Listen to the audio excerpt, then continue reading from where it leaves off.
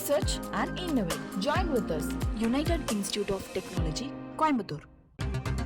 அண்மை செய்தியை பார்க்கிறோம். லைகா நிறுவனத்திற்கு 21 கோடி ரூபாயை வட்டியுடன் வழங்குமாறு விஷாலுக்கு உயர்நீதிமன்றம் உத்தரவு பிறப்பித்திருக்கிறது.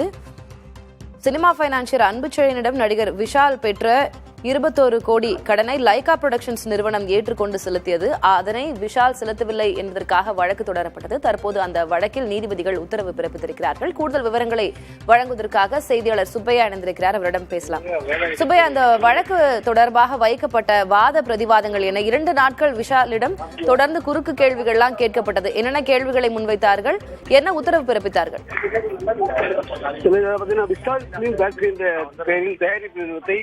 நடிகர் விஷால் நடத்தி வருகிறார். இந்த பட தயாரிப்பு நிறுவனத்திற்காக பிரபல சினிமா பைனான்சியர் அன்புச்செழியனிடம் 21 கோடியே 29 லட்சம் ரூபாயை கடனாக பெற்றிருந்தார். இந்த தொகையை அவர் செலுத்தவில்லை. இதனையடுத்து லைகா நிறுவனம் இந்த தொகையை செலுத்துவதற்கு முன் வந்தது.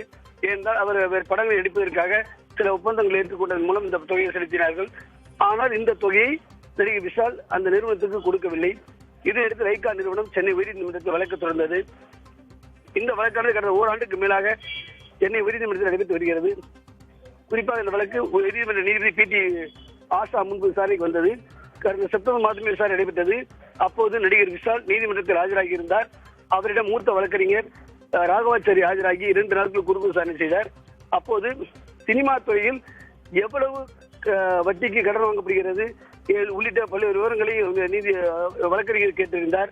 அது மட்டுமில்லாமல் மாதம் 1% 6% வரை வட்டி வசூலிக்கப்படுவதாக அப்போதைய விஷால் தெரிவித்திருந்தார். லைகாவுக்கு எதிராக விஷால் தொடர்ந்த ஜிஎஸ்டி வழக்கு உள்ளிட்ட தொடர்பாகவும் கேள்வி எழுப்பப்பட்டன. விஷாலிடம் 2 நாட்கள் குறுக்கு விசாரணை நிறைவடைந்த நிலையில் மொத்தமாக 150 கேள்விகள் எழுப்பப்பட்டன. அந்த 150 கேள்விகளுக்கும் விஷால் பதிலளித்திருந்தார். சாட்சி கூண்டு ஏறி பதிலளித்திருந்தார். இந்த வழக்கு விசாரணை முடிவடைந்த அடுத்து கடந்த செப்டம்பர் 9 வழக்கு விசாரணை தள்ளி வைக்கப்பட்டது.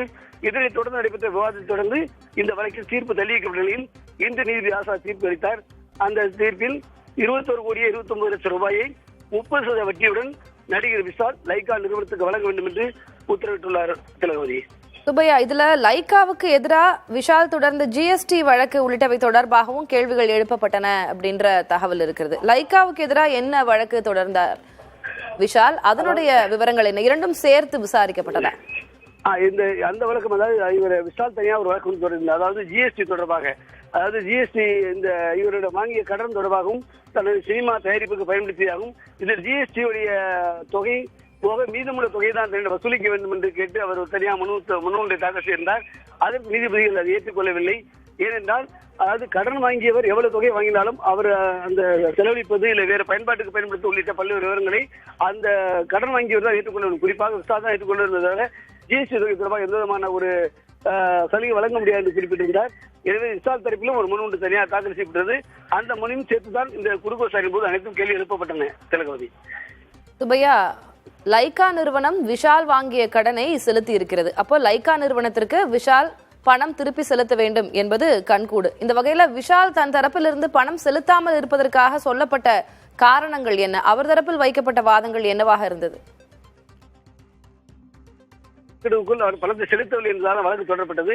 ஆனால் அவர் திரைப்படத்தில் குறிப்பாக நடிகர் சங்கத்தில் இருப்பதாகவும் அதே போன்று ஒரு பிரபல முன்னணியாக இருப்பதால் அவர் பணம் செலுத்தி விடுவார் என்ற ஒரு நம்பிக்கை அடிப்படையில் தான் லைகா நிறுவனம் தானாக முன்வந்து பணத்தை செலுத்தியது. ஆனால் விஷால் தரப்பில் போதுமான பட வாய்ப்பு இல்லாததால் அவரால் உடனடியாக தொகையை செலுத்த முடியவில்லை. அதன் காரணமாக தான் நீதிமன்றம் வரை இந்த பிரச்சனை வந்துள்ளது. திலகவதி, விவரங்களுக்கு நன்றி சுப்பையா.